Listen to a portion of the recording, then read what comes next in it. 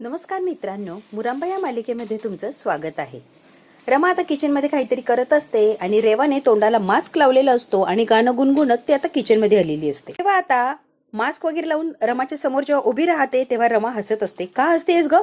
नाही नाही, जेवढं हसायचं तेवढं हसून घे, त्याबद्दल काही म्हणणंच नाहीये. मास्क काढेल तेव्हा माझ्या चेहऱ्यावर जो ग्लो असेल ना तो बघण्यासारखा असेल, मग तुझं हसू थांबेल.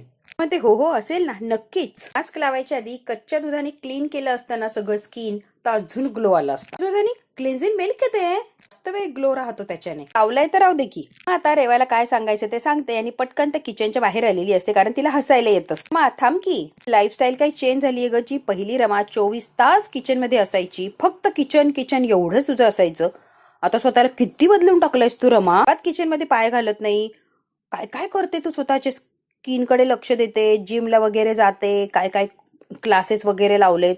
काय चेंज झाली आहे ना रमा, म्हणजे विश्वास बसत नाही इतकी चेंज झाली आहे तू. सगळं कुणामुळे झालं माहिती ना रेवा तुला? हे सगळं कुणामुळे शक्य आहे? फक्त आणि फक्त तुझ्यामुळे शक्य आहे. हे तू मला सपोर्ट केलाय, तू सगळ्या जबाबदाऱ्या घेतल्या, म्हणून मी सगळं काही करू शकते. फार छान वाटतं की रमा माझं सारखं कौतुक करत असते. तू जर या सगळ्या जबाबदाऱ्या घेतल्या नसत्या तर मला सुद्धा या सगळ्या गोष्टी करायला वेळ मिळाला नसता, बरोबर आहे की नाही? त्यामुळे सगळं सगळं काही तुलाच क्रेडिट जातं ग बाई. जे काय असेल ते फक्त आणि फक्त तुलाच क्रेडिट आहे. बा आता जरा शांत राहा.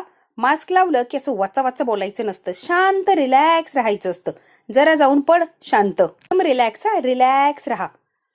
रमा तिला सांगते आणि रमा आता निघून गेलेली. आलेले असतात शशिकांत मुकादम आणि समोर बघतात रेवाचं भूत. इतके घाबरतात. अहो बाबा मी आहे, करू का तुझं? तुला चेचून काढू का? चांगलं किती घाबरलो मी. तसं बनून काय घरभर फिरतेस ग? घाबरलो की मी? आजचं ठोका चुकला ना वेडे माझ्या. स्किन केअर केलंय, मास्क लावलाय मी, भूत भीत नाही बनली मी. चेहऱ्याला ग्लो यावा ना म्हणून सगळं करते मी. काय गरज आहे ग ग्लो बी करायची? होवाडावर लय उजेड पडलेला ऑलरेडी, कशाला एक ग्लो बी आणायला जातेस ग? तू एक काम कर बरं रेवा, कालचे कोर्टाचे पेपर आण, जरा बघायचेत मला. तुम्हाला कशाला हवे बाबा कोर्टाचे पेपर? अगं आण जरा. यांना काय तपासायचंय? रेवाला टेन्शन येतं. ते समोर कशाला येते का? कशाला सारखं सारखं घाबरवते? Sorry sorry sorry. पेपर का हवेत मला कळेल का? पेपर तपासून बघायचे, सगळं व्यवस्थित आहे का, कुठे काही चूक वगैरे झाली का, सगळे पॉइंट मांडलेत का? जबाबदारी ना माझी. तसं ही घरातला एक मोठा रिकाम टेकडा जबाबदार माणूस म्हणून माझं कर्तव्य मला करायला लागणारच ना. जी जबाबदारी म्हटल्यावर रेवा पार पाडायला लागणार ना. रेवा आता विचार करत असते, बाबांना पेपर देऊ की नको देऊ, पेपर देण्याची गरज आहे की नाहीये. आता ही विचार करते आणि मग विचार करून ठरवणार असते पेपर द्यायचे की नाही द्यायचे. बाबांना पेपर देऊ की नको देऊ, म्हणजे मलाच प्रश्न पडलाय. काय करू मला ना काही सुचत नाहीये बघा. आता विचार करत हॉलमध्येच तशीच थांबलेली असते. तेवढ्यात काय आनंद येतो आणि फास्ट असा पुढे चाललेला असतो. हे रेवाला भूताच्या अवस्थेत बघतो आणि पुढे गेलेला परत माघारी येतो. अरे भूत दिवसा ढवळ्या. आणि आता घाबरलेला असतो आणि आरडाओरडा करायला लागतो. तर मम करायला लागलेला असतो, इतका घाबरलेला असतो. गणित एलियन की एलियन मध्ये 5 गण बाबा बाबा वाचवा वाचवा वाचवा. म्हणते आनंद दादा मी आहे, एवढे काय ओरडताय तुम्ही? तेव्हा वेडी आहेस का? असं घरभर भूतासारखं कोणी फिरतं का? का मला घाबरवण्याच्या मागे लागली आहेस तू? आणि का कशासाठी एवढं हे करून फिरते? घाबरलो ना मी. लहान मुलांना सुद्धा फेट आलाय तुला बघून. तू काय केलेस ग? हे वेडी आहेस काय ग? आता आनंद खूप बोललेला असतो रेवाला. रेवा म्हणते आनंद दादा मास्क लावलाय साधा मी, काय काही बोलताय तुम्ही? तोंडावर तर सालपट काढ. सालपट नाही, मास्क येतो. Shit mask shit. ही बाबा सगळे माझ्या मास्कच्या मागे लागलेत. आता तंतन तंतन करत रेवा चाललेली असते. इकडे आता रमा तिची कोचिंग क्लासला जाण्यासाठी, तो कोचकडे जाण्यासाठी ती बॅग असते, ती बॅग तयार करत असते, तिचं साहित्य ती भरत असते. तेवढ्यात अक्षय येतो. ओ हो काय चेंज आहे रमा, वा वा वा.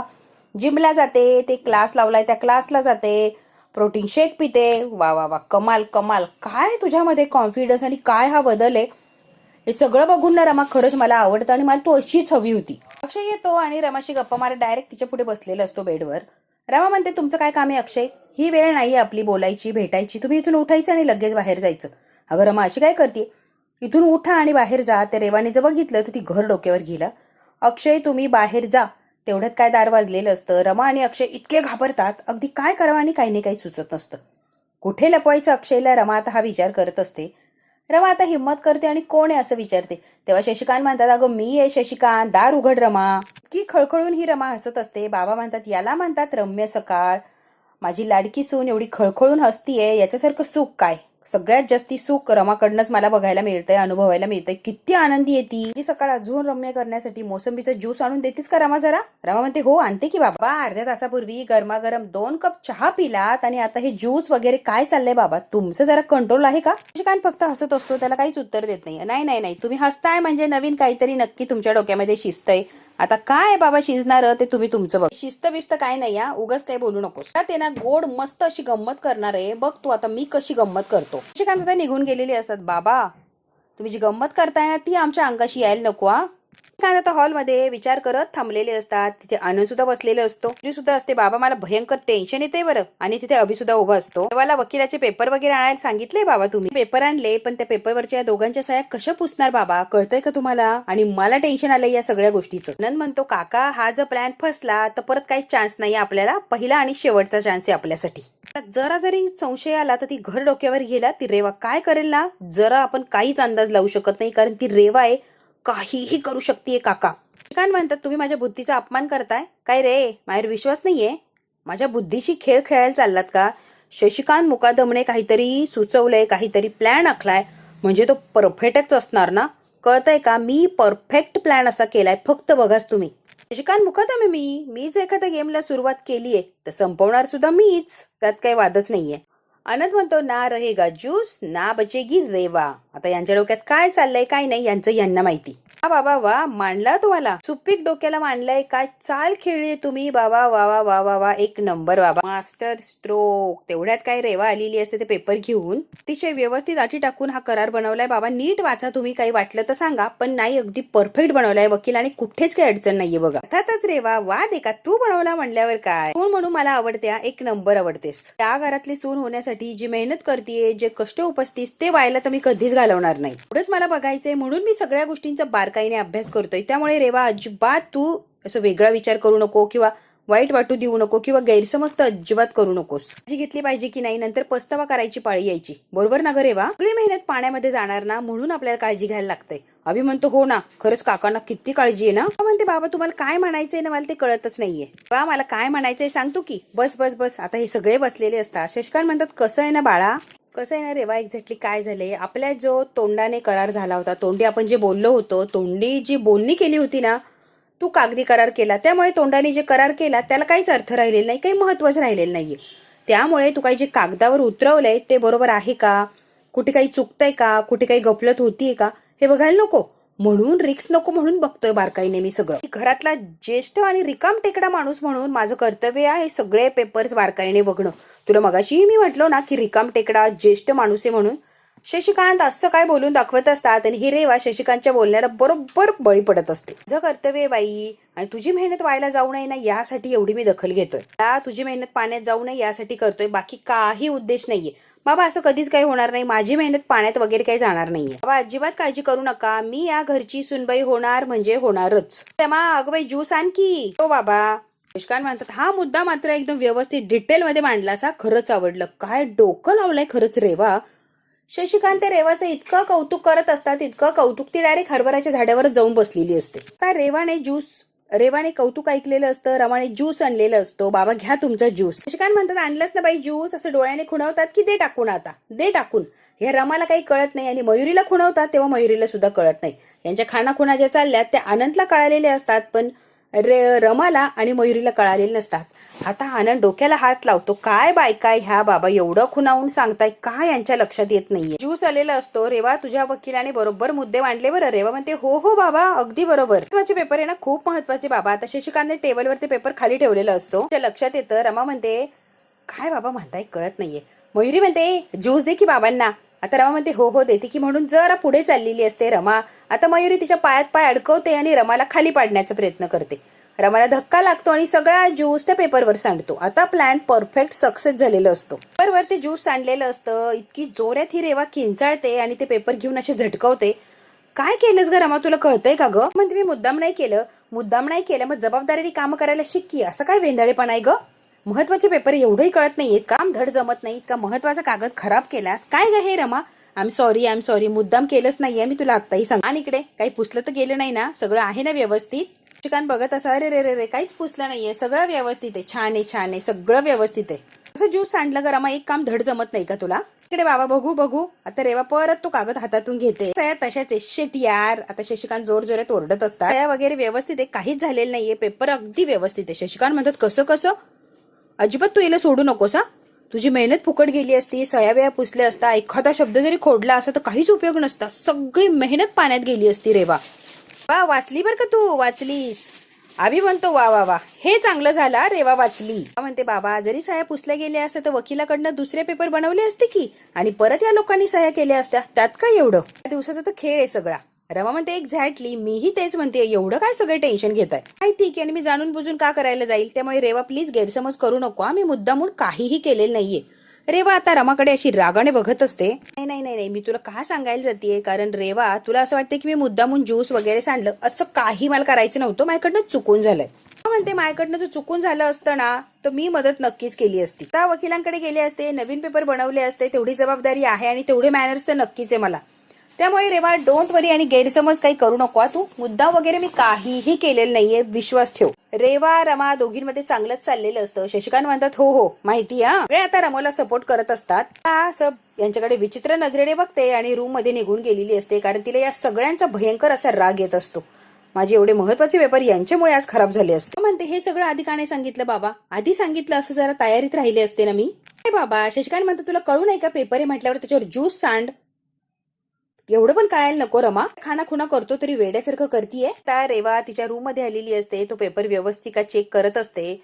मूर्ख लोक आहेत सगळी, आणि पेपर व्यवस्थित जपून ठेवत असते. रेवा आता विचार करायला लागते, जरा वेळापूर्वी जी काही घटना घडली त्यानंतर तर वाटत नाही ही कागदपत्र माझ्या बरोबर व्यवस्थित राहतील म्हणून. धोका आहे या पेपरला आता लक्षात यायला लागले. मुद्दामून सुद्धा हे लोक करू शकतात, आणि कागदपत्र घरात ठेवणं मुळात ही रिस्क आहे. आणि आता रेवा म्हणते मला रिस्क घ्यायची नाहीये, कारण ही लोक कोणत्याही थराला जाऊ शकतात आणि काहीही करू शकतात. आता रेवा म्हणत असते की मला रिस्क त्यांना घ्यायचीच नाहीये, काहीही झालं तरी मी रिस्क काय घेत नसते. रेवा आता कागदपत्र कुठेतरी दुसरीकडे लपवून ठेवायचा विचार कर. रूम मध्ये सुद्धा सेफ नाहीये. मला कळतंय की रेवाने आता बारीक विचार केलेला असतो, ही लोक सगळे मिळून कोणत्याही पातळीला जातील याचा तिला अंदाज आलेला असतो. त्यामुळे हे पेपर व्यवस्थित जागेवर हे गेले म्हणजे गेलेच पाहिजे, अशा ठिकाणी ठेवलं पाहिजे जिथून कुणीच घेतलं नाही पाहिजे, कुणीच काही करणार नाही. अशी काहीतरी व्यवस्थित जागा मला निवडायला लागणार म्हणजे लागणार. घरातल्या एका सुद्धा माणसाने माझ्याबरोबर फ्रॉड नाही केला पाहिजे. अशी कोणती जागा आहे, मी ते पेपर कुठे व्यवस्थित ठेवू शकते. रेवा तिच्या एवढ्याशा मेंदूला फार त्रास देत असते की पेपर आता व्यवस्थित ठेवायचे म्हटल्यावर आता कुठेतरी जागा शोधायला लागणार. ती आता जागा शोधायचा प्रयत्न करत असते. चंदाकडे देऊ का, चंदाकडे अगदी व्यवस्थित राहतील. बरोबर बरोबर, मी हे पेपर चंदाकडेच देते. आता चंदा या सगळ्यामध्ये मला मदत करू शकते डेफिनेटली. आता चंदाचाच आधार आहे मला आणि तिच्याकडनंच मदत घ्यायला लागणार. आता कुठे मार्केटमध्ये फिरत असते, तेवढ्यात काय तिला रेवाचा फोन येतो. का आनंद होतो, रेवाचा फोन. हॅलो चंदा, ऐक की, बोल की रेवा, ऐकतीये मी. आत्ताच्या आत्ता विशूच्या घरात जे डिजिटल लॉकर आहे ना ते हवंय मला, आत्ताच्या आत्ता ते घेऊन ये. चंदा म्हणते डिजिटल लॉकरची तिजोरी असं अचानक का लागतंय ग तुला, काय हवंय एवढं त्यातलं, किंवा तुला काय ठेवायचंय त्यात एवढं. रेवा काही घबाड बिबाड हाताला लागलं की काय, म्हणजे नक्कीच काही घबाड आहे की काय, म्हणूनच ठेवायचंय जपून. अक्षयला तिजोरीत कोंबून कोंबून ठेवते की काय. हे रेवा बसेल का ग तो त्या तिजोरीमध्ये. चंदा प्रत्येक वेळेला मस्करी सुचते आणि प्रत्येक वेळेला मस्करी केलीच पाहिजे का, सिरियसनेस काही कळतंय का तुला परिस्थितीचं गांभीर्य. मी कशासाठी फोन लावला, तुझी काय मस्करी चाललीये, काही नाही बोलू नको आणि गपचूप ते लॉकर माझ्याकडे घेऊन ये, मला अर्जंट हवंय ते लगेच घेऊन यायचंय. आणि हो आता जे म्हटली ना अक्षयला कोंबून ठेवणार, तर हो अक्षयलाच कोंबून ठेवतीये त्या लॉकरमध्ये. माणसाप्रमाणे नाही त्याला कोंबून ठेवत, त्याने जो करार केला ना माया बरोबर तो करार मात्र त्या लॉकरमध्ये ठेवायचा आहे मला. त्यासाठी लवकरात लवकर ते लॉकर घेऊन ये. पत्र आहे ना ते ठेवून द्यायचे. असं नेमकी काय करार केलाय आणि काय त्या कागदपत्रांमध्ये एवढं की ते लॉकरमध्ये ठेवायला लागतंय. त्या मुकादमांच्या बरोबर असं काय खेळ खेळाय ना, या वेळेला ते काहीही करू शकत नाहीये. पूर्ती अडकवली त्यांना माझ्या कात्रीमध्ये. आता कात्रीतून ते बाहेर सुटणार नाही म्हणजे नाही, गॅरंटी माझी. लिगल कागदपत्रावर अक्षय रमाची स्वाक्षरी घेतली आणि त्यावर क्लिअर लिहिलंय की मी 6 महिन्यानंतर रमा अक्षय डिवोर्स घेतील आणि मी कायदेशीररित्या अक्षयशी लग्न करून त्याच्या घरात बायको म्हणून येणार. मग रमा आणि अक्षयचा काही एक संबंध राहणार नाही. दोघांनी कायमचं वेगळं व्हायचं आणि एकमेकांकडे फिरकायचं नाही. मी आणि अक्षय सुखाने संसार करणार असं लीगल कागद तयार केलाय आणि त्यावर दोघांची संमती आहे अशी मी सही करून घेतलीय. आणि तोच कागद मला व्यवस्थित लॉकरमध्ये ठेवायचा आहे. कळालं तुला चंदा, मिळाली सगळ्या प्रश्नांची उत्तरं. झाली का खात्री? वा वा वा वा वा, रेवा एक नंबर एक नंबर. मानलं तुला, हुशार तू होतीस पण आता जरा जास्तीच हुशार झालीये. एक नंबर मानलं म्हणजे कौतुक करावं ना तेवढं थोडं आहे बघ तुझं डोसक्याला. मानलं ग बाई, मानलं. आता ही चंदा इतकं कौतुक करायला लागलेली असते, इतकं कौतुक करायला लागलेली असते या रमाचं. कसं आहे ना रेवा, काय झालं माहिती का, तू त्यांच्याच घरात राहून त्यांच्याच नाकावर टिचून सगळ्यांना पुढीत बांधून लॉकर मध्ये ठेवायला चालली आहेस ना. एक नंबर एक नंबर. तू कमाल काम केलंयस, कमाल. मला इतकं आवडलेलं असतं हे सगळं काही. वा वा वा, एक नंबर एक नंबर. सगळं एक नंबर केलंय आणि मला आवडलंय. येस ऑफकोर्स, एक नंबरच आहे. आवडलंय मला, खरंच आवडलंय. All the best. दे की मला ऑल दी बेस्ट. कराराचे कागदपत्र माझ्यासाठी सगळ्यात महत्वाचे आणि महत्वाचे पेपर आहेत. ते मला जीवापेक्षाही जास्ती जपायचे. त्याला काही होता कामा नये यासाठी मला काळजी घ्यायची म्हणजे घ्यायचीच आहे. कळतंय का तुला? काय सांगते मी चंदा? हो ग बाई, कळालं. माझ्यासाठी हा हुकमाचा एक्का आहे आणि तो हुकमाचा एक्का कुठेही जाऊ द्यायचा नाहीये. अगो बाई रेवा, ऐक की मी काय सांगतेय. आता चंदा अजून तिला अक्कल शिकवायला लागलेली असते. इतकं मोठं या वेळेला तू पाऊल उचललंय ना, याचं सेलिब्रेशन झालंच पाहिजे. पार्टी तर झालीच पाहिजे. कसं आहे ना रेवा, याच्या आधी आनंदाचं आपल्याकडे काही नव्हतं कारण. आता आनंद पण आहे, सेलिब्रेशन करायचा मूड पण आहे.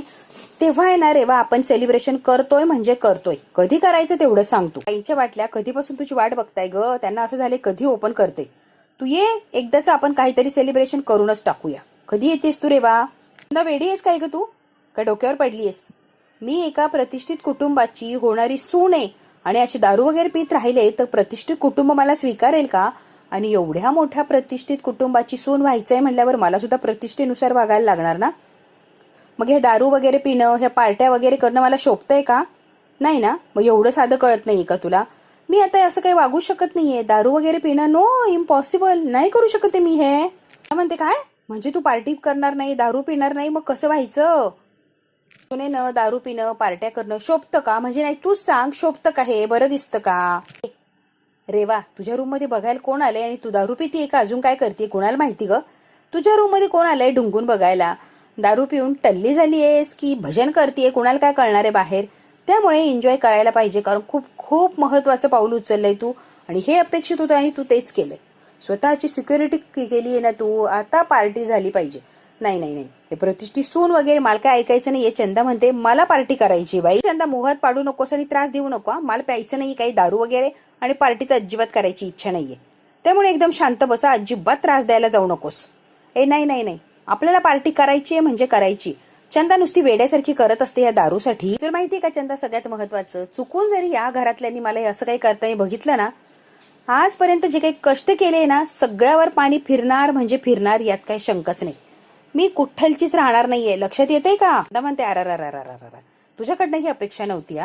आपल्यासारख्या सराईत गुन्हेगाराने एवढ्याशा गोष्टीला घाबरणं म्हणजे आपल्या गुन्हेगार याच्यावर कलंक लावल्यासारखं आहे, डाग लागल्यासारखं आहे. गुन्हेगार आहोत ना, घाबरायचं नाही म्हणजे नाही, निढरपणे लढायचं बघ. या सगळ्यापेक्षा, या छोट्या मोठ्या कामांपेक्षा काय मोठे मोठे जबरदस्त गुन्हे करून बसलोय आपण, जरा जरी अंदाज आहे का तुला? आणि तू म्हणतेस की प्रतिष्ठित घरातली सून, जरा जरी कोणी बघितलं तर माझं काय खरं नाही. एवढी मोठी सराईत गुन्हेगार तू आणि एवढ्याशा गोष्टीला घाबरती होय? दारू पिऊन बोटल लपवून ठेवशील एवढी पण तुझ्याकडे बुद्धी नाहीये का? मला काय ऐकायचं नाहीये. तू पार्टी करणार. ही चंदा काही केल्या माघार घेतच नसते, सारखी हिला दारू पाजायच्या मागेच लागलेली असते. असं काही गपचूप काम करायचं की या कानाचा त्या कानाला पत्ता लागला नाही पाहिजे, कारण सराईत गुन्हेगार आहोत ना, थोडं तरी इम्प्रेशन राखलं पाहिजे ना आपण आपलं. कळतंय का? एवढ्याशा घोटासाठी थरथरणार, घाबरणार म्हणजे मला हे विश्वासच बसत नाहीये की रेवा कुणाला घाबरू शकतेय बॉ. काय एवढं मनावर घेतलंय सुसंस्कृत सून वगैरे? टेन्शन घेऊ नको, तू पार्टी कर, एक बाटली अशी लगेच गटकन पी आणि झोपून घे की. कोणाला काय कळतंय? आपल्या जेल मधल्या मैत्रिणींना कळालं तुझ्यावर हसतील बरं रेवा. सराईत गुन्हेगार रेवा दारूच्या घोटासाठी तरसतीये आणि घाबरून घाबरून दारू पितीये. हसतील ग बाई, हसतील, त्यावर थुकतील आणि फिदी हसतील. तो गोष्टींना मी घाबरलंच नाही पाहिजे. रेवा आता हुशार झालेली असते. चंदा तिला अडकवण्याचा प्रयत्न करत असते की दारू पी. रेवा ऐकायला तयारच नसते. मी घाबरत नसते. आता कर फोन बंद. रेवाचा आणि चंदाचा फोन झालेला असतो. चंदा सांगितलेलं असतं की मी तुला लॉकर आणून देते आणि रेवा ही रिलॅक्स झालेली असते की आता लॉकर येणार, पेपर व्यवस्थित जागेवर जाणार. इकडे आता हॉलमध्ये हे सगळे बसलेले असतात आणि यांना सॉलिड असं टेन्शन आलेलं असतं. याची काही गरज होती का बाबा? आता रमा बोलायला लागलेली असते. एवढं सगळं करून काय झालं? काहीच नाही, पेपर व्यवस्थित राहिले ना बाबा. थांबवायचं ना बाबांना, कशाला हे करायला गेलात तुम्ही? तेव्हा जरा जरी शंका आली असती ना तर अवघड झालं असतं. प्लॅनवर जरा जरी शंका आली तर काय झालं असतं जरा विचार करा. कारण ती रेवा आहे बाप म्हणून माझ्या लक्षात आलं ना, म्हणून मी हा जुगार खेळला. कळतंय का? ही कोण आहे वकिली भाषेत आपल्याशी बोलणारी? ही कोण लागून गेली? डोक्यात जाते ना माझ्या ती की बस. एवढा सीन क्रिएट केला, मयुरीने पायात पाय अडकवला, ज्यूसही सांडला. आता आनंद बोलत असतो की बघ की किती बलबत्तर आहे तिचं. ज्यूस सांडला तरी त्या सह्या पुसल्याच गेल्या नाही, त्यातला एकही शब्द खोडला गेला नाही. नशीबच आहे ना तिचं. आपला प्लॅन फ्लॉप झालाय रमा, कळतंय का तुला? पचका झालाय पचका. प्लॅन फ्लॉप झाला असं म्हणूच नका. रेवा आपल्याला अडचणीत आणू शकते केव्हा? जेव्हा आपण हरू तिच्या समोर तेव्हा, बरोबर ना? त्या घरात टिकून राहिली तरचा प्रश्न आहे ना, आपण टिकूच द्यायचं नाही ना तिला. आदर्श सून म्हणून पटली नाही तर घरातून बाहेर काढायला लागन. कशाला घाबरतोय त्या कॉन्ट्रॅक्टला बिंट्रिक? सगळं व्हायच्या आधीच ती जर घराच्या बाहेर गेली तर, तिच्याकडून काही चूक झाली, आपण पकडली तर तिला एका मिनिटात बाहेर काढू शकतोय. मी म्हणते रमा तू काय बोलती मला काहीच कळत नाही, जरा स्पष्ट बोलतीस का? ते समजून सांगते. रेवा सगळ्यात मोठी दुश्मन स्वतःची स्वतःच आहे. तिचा एक स्वतःचा असा स्वभाव आहे आणि फार विचित्र स्वभाव आहे, सगळ्यांनाच माहितीये. ती मान्य करते अक्षयवर प्रेम आहे. प्रेमासाठी, प्रेम मिळवण्यासाठी त्याग, समजूतदारपणा महत्वाचा आहे. या गोष्टी तिला माहितीच नाही किंवा जाणीवच नाहीये, बरोबर ना? सगळं ती अगदी हलक्यातच घेते. फक्त स्वतःचे हट्ट पुरवायचे एवढंच तिला माहिती असतं, बरोबर ना? पण तिला याच गोष्टीची जाणीव करून द्यायची की तू फक्त मनाचंच ऐकते, बाकीच्यांचं तुला काही देणं घेणंच नसतं. तरच एखाद्या व्यक्तीवर प्रेम करणं आणि एखाद्या व्यक्तीबरोबर संसार करून त्याच्यावर प्रेम करणं, या दोन गोष्टी, सगळ्या गोष्टींमध्ये खूप फरक आहे हे तिला कळायलाच पाहिजे. काय डिफरंट आहे, काय वागू शकते, काय होऊ शकतं हे तिला कळायला पाहिजे. जाणीव तिला व्हायलाच हवी. माहिती या दोन गोष्टीमध्ये इतकं कन्फ्युज करून टाकायचं, इतकं कन्फ्युज करून टाकायचं, कन्फ्युजन मध्ये ती खूप खूप चुका करून टाकणार. हट्टीपणा करेन, स्वतः कंटाळून हे घर सोडून ती निघून जाणार. बाहेर काढायची सुद्धा गरज पडणार नाही, ती ऑटोमॅटिकच निराशून निघून जाणार. आणि जो प्लॅन सांगितला तो सगळ्यांनाच पटलेला असतो आणि सगळे आता शांतपणे रमा जे सांगते ते ऐकत बसलेले असतात. बघू आता पुढे काय आणि कसं होतंय. हा भाग तर इथेच संपतोय. पुढच्या भागात काय होणार अगदी आपण थोडक्यात बघूया. पण किचनची अगदी घाणेरडी अवस्था करून टाकलेली असते. सगळीकडे पसारा, घाणेरडेपणा, सामान विस्कटलेलं असतं. रमा येते आणि म्हणते तुला कुठे बाहेर जायचंय का? काही काम आहे का तुला? एवढं घाईघाईने सगळाच राडा घालून ठेवलाय रेवा. पण आवरतीये म्हणजे नक्की काहीतरी चाललंय तुझ्या डोक्यात, हो ना रेवा? तरी प्लॅन असतो तेव्हाच आपण गडबड करतो, पटपट आवरायचा प्रयत्न करतो. आता अक्षयला किंवा सगळ्यांनाच प्लॅन सांगत असते पुढे काय करायचं. माझं कुठे लपून छपून जात असेल ना, त्यात अडकणार म्हणजे अडकणारच. पण रेवा असा आवाज दिल्यावर रेवा थांबते आणि रमाने तिला जागेवर पकडलेलं असतं. चालले एवढ्या रात्री घरातून पळून जायचं प्लॅन आहे का तुझा रेवा? रमाने आता रेवाला जागेवर पकडलेलं असतं आणि रेवाची बोलती बंद झालेली असते. बघू आता रमा काय सत्य आहे रेवाचं ते सगळ्यांच्या समोर आणणार का? हे जर बघायचं असेल तर बघायला लागणार आपल्याला पुढचा भाग. हा भाग इथेच संपतोय. व्हिडिओ आवडल्यास लाईक, शेअर, सबस्क्राईब नक्की करा. धन्यवाद मित्रांनो.